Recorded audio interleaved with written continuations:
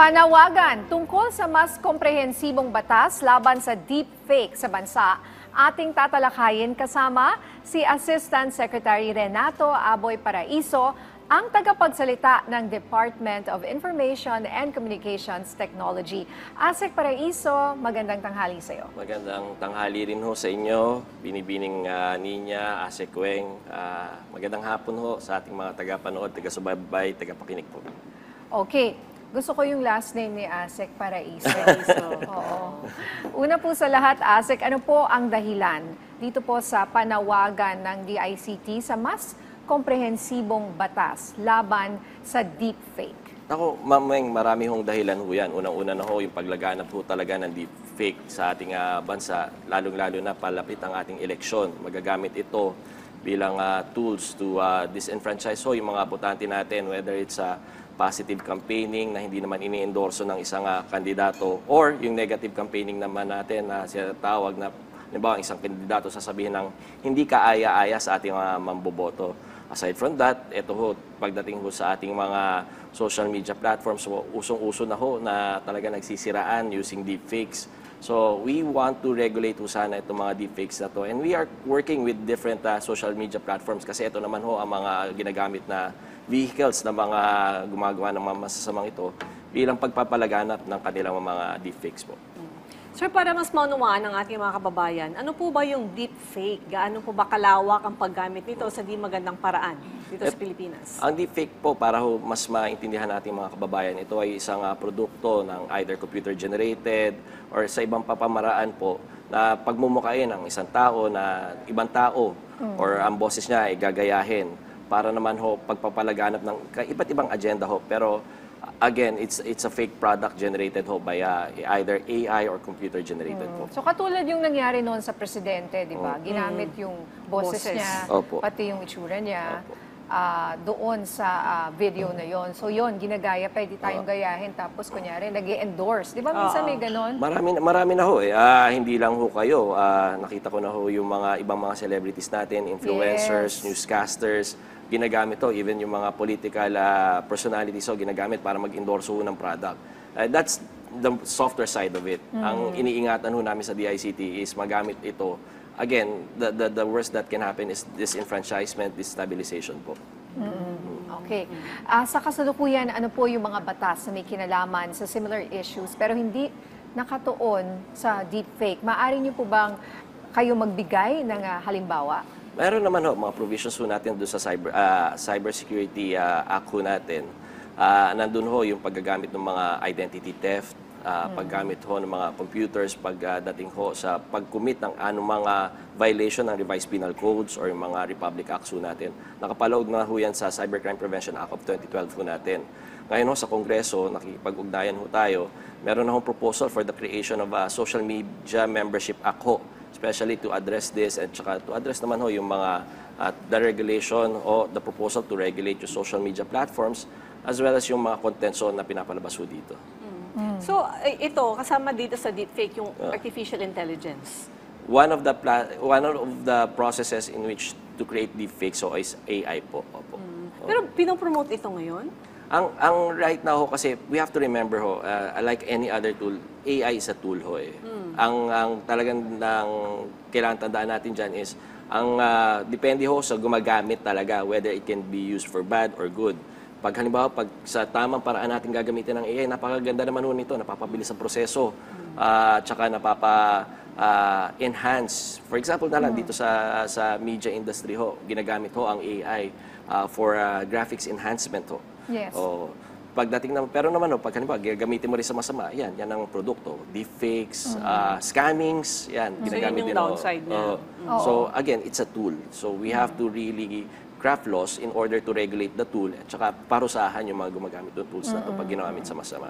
So, Asek Aboy, sa anong paraan maaaring makatulong ang pagkakaroon ng komprehensibong batas para mas maayos na legal response to scams, misinformation at iba pang digital threats sa bansa? Well, enhancing the laws would create accountability ho, doon sa mga gumagamit ho. Gaya na sinasabi natin, the platforms, the social media platforms, AIs, even computers are tools. Pero once you create that accountability at magkakaroon ng kaparasuhan pag hindi mo ginamit ng tama, I think it would create awareness sa ating mga kababayan to think.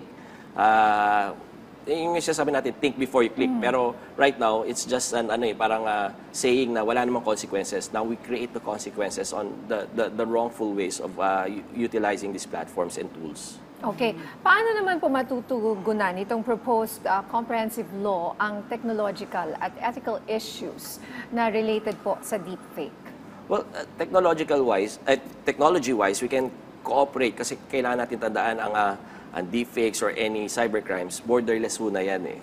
So we can now cooperate and we're cooperating with our allied nations and adapt their mga best standards best practices all around the world ho.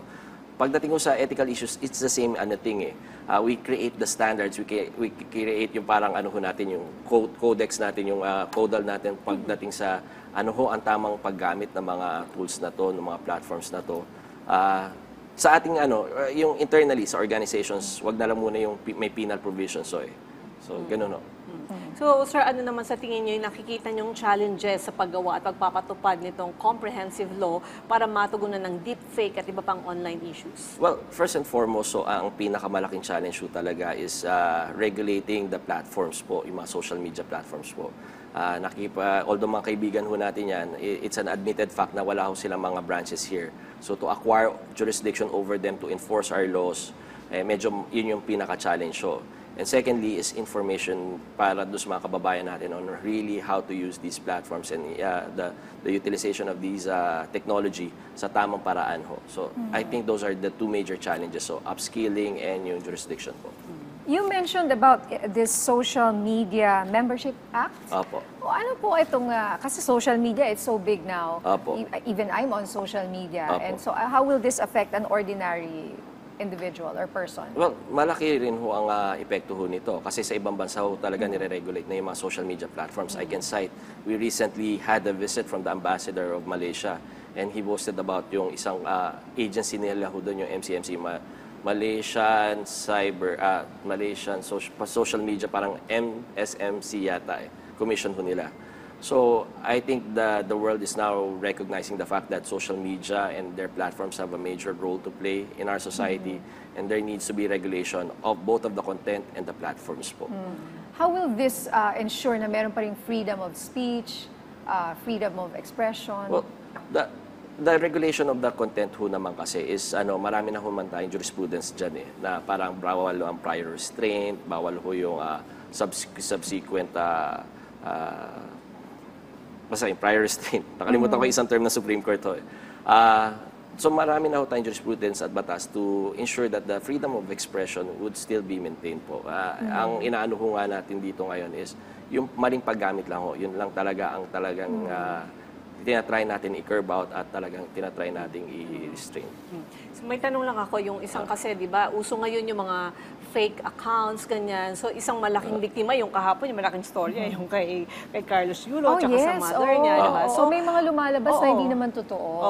Nababash tuloy yung mga tao, kawawa naman. Yes. So, pagka ganun, matitrace kasi parang balak ni Mrs. Yulo na ipahanap itong mga taong gumawa ng kanyang mga fake accounts. Tama, Ase Queng. Kasi right now, wala tayong coercive measures para i-force yung mga social media platforms na to para gawin yan.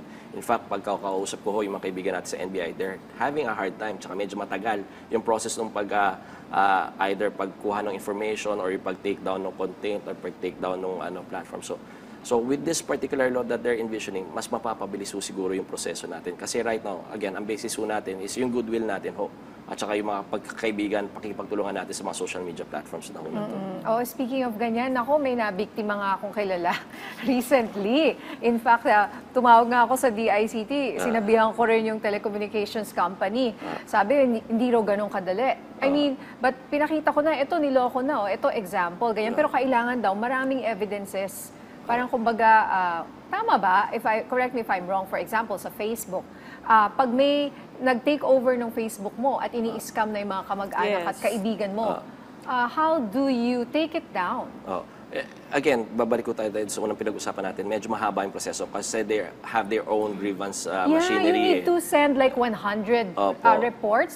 So while we are sending 100 complaints, for example, it did not happen to me. I'm not so sure, but that's what I heard. Kunyari, you have to send 100 Ang dami nang ini-scam. Opo. Nagsa-scam na siya at saka alam niyo ba, ginagawa niya madaling araw Oo. or gabi. Kumbaga, yung tao na, kunyari, tinake over niya yung Facebook na yon, tulog sa ibang bansa. Alam nila na, kunyari, kung OFW o Pilipino nakatira sa kung saang bansa. Sa Pilipinas ba yan? If you trace, sabi nila, baka raw, sabi pa nga, itong tinrace daw, Pampanga daw. I mean, Well, yeah. that can be, ano? Pagdating mo sa IP addresses, again, nakikiusap po tayo at nagre-rely tayo doon sa pakikipagtulungan ng mga social media platforms na to. To be fair naman ho, sa Meta at sa Facebook, they created a hotline directly for DICT and their complaints department para mas mapabilis, medyo mapabilis yung proseso ho. Pero again, a lot can be desired from that particular scenario ho. Sana na parang pag ang mga law enforcement agencies natin nakiusap for evidences or their case build-ups, or tama ko kayo, yung mga kaso na ongoing yung crime ng pang-i-scam, baka pwedeng putulan muna or parang stop muna. Opo. Kasi in ho minutes sana. they can scam in minutes. Ang dami na nilang perang nakuha. Tama ho. Yun din siguro yung isa sa mga pag-uusapan with regards to sa proposed bill ng social media membership ako sa committee sa Kongreso po.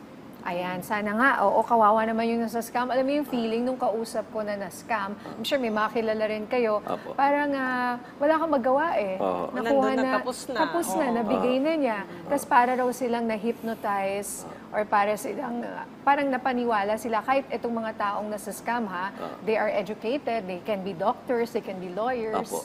I mean, may pinag-aralan po sila, pero nasa scam pa rin. Well, I think, Ma'am Nina, that's the psychology of the scammers eh. Parang ang nangyayari sa panahon natin ngayon, nagkaroon lang silang bagong platforms. Before, yung telepono, yung pag tinatawagan tayo. Pero the psychology remains the same eh. They attack or they try to exploit yung vulnerabilities ng yung weaknesses ho natin ng pagiging yung matulungin ho natin, yung emotions ho natin, especially if it's a family member that they're trying to mimic, ganun ho. Tapos parang inaaral ka nila. Opo. Inaaral ka muna nila yung relationships mo. Parang kumbaga, nakuha na nila yung account mo noon pa, tapos inaaral nila. Yung personality yung mo. personality mo, yung relationships mo. And then, biglang mag-a-attack. And would you believe, ginagamit din ho ang AI for personality profiling din ho. Paano po? What do you mean? Kasi ang AI ho, you set a certain number of rules para doon sa gamitin ng AI. So if you put in the rules there, paano ka aralin, mas madali sa kanila. Oo. So kung meron kang manliligaw, pwede mong i-analyze siya bago mo sagutin. May napanood nga ako sa isang ganyan. Parang nakakatakot siya yung doon sa Ito lang, bago lang na movie. O pag naging sentient na raw sila, naku, mahabang usapan yan, ano? Very complicated. Terminator na yung nila. Yes. Oo. So anyway, may iba pa tayong gustong tanungin sa inyo, ASEC. May lumabas kasi na article tungkol sa inyong comments sa procurement ng isang LGU ng kanilang ICT hardware at systems na nais nilang gamitin 3 o 4 na taon simula ngayon. Opo. Oo. So ano po ang detalye po nito at alam ko parang hindi nyo ata ito, hindi ko kayo pabor sa ganito. Well, ako nung tinanong ho sa akin yan, to clarify the issue lang ho, nung tinanong ho sa akin yan, it was in general po. If an LGU would like to procure a system ho sana 4 or 5 years from now, ano ang magiging komento namin. Ang nagkaroon ako ng sagot na parang I express my reservations and I express na sana mas mapaganda pa kasi technology is so madali siya mag-advance. Na whatever you procure now, 6 months from now, baka maging obsolete na siya. So, again, I stressed out the need po sana. Kasi sa national government natin,